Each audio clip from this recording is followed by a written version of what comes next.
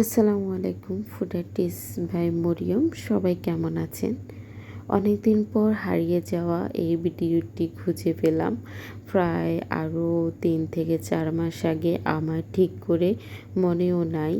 আমি ভিডিও করেছিলাম ঠিক, কিন্তু আমি যখন এডিটিং করতে যাই তখন কেন জানি না ভিডিওটি আমি আর খুঁজে পাই নাই। আর আমি এমন একজন অলস বান্দা, আমার এখন পেজগুলাতে ভিডিও ছাড়া বা কোনো পোস্ট করা কেন জানি না একদমই আমার ইচ্ছে করে না।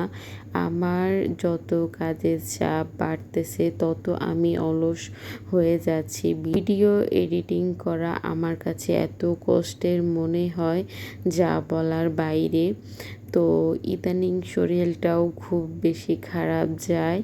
একটা কেকের অর্ডার নিলে বা একটা কেক বানাইলে এরপরে আমি অসুস্থ হয়ে যাই। আমি জানি না ইদানিং আমার এই সমস্যাটা একটু বেশি।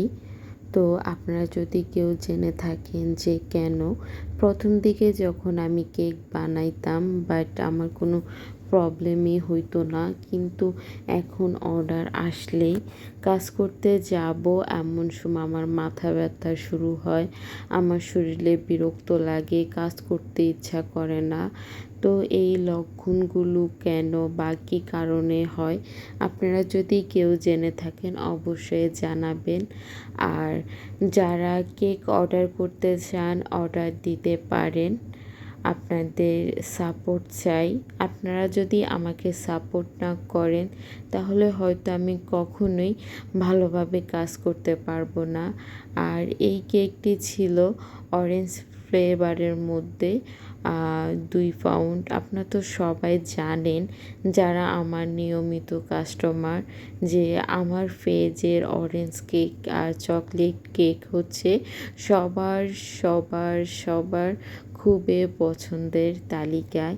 তো আপনারা এভাবে পছন্দ করে ভালোবাসা দিয়ে সুন্দর সুন্দর রিভিউ দিয়ে আমাকে যেভাবে সাহস দিচ্ছেন, আলহামদুলিল্লাহ আপনাদের জন্য অনেক ভালোবাসা।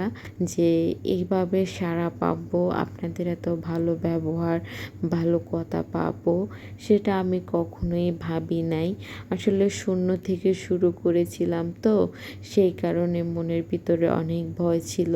আর এ হচ্ছে আমার কেকের ফাইনাল লুক। তো জানাবেন কার কাছে কেমন লাগলো। আজ এ পর্যন্তই। সবাই ভালো থাকবেন। ভিডিওটি বেশি বেশি করে শেয়ার করে দিবেন এবং আপনাদের টাইম লাইনে রেখে দিবেন। আর আমার কেক সম্পর্কে বা আমার কথায় যদি কোনো ভুল ত্রুটি হয়ে থাকে, যদি কোনো অভিযোগ থাকে, তাহলে সব কমেন্টে বলতে পারেন। আমি চেষ্টা করব নিজেকে নতুন করে প্রেজেন্ট করা। আল্লাহ হাফেজ।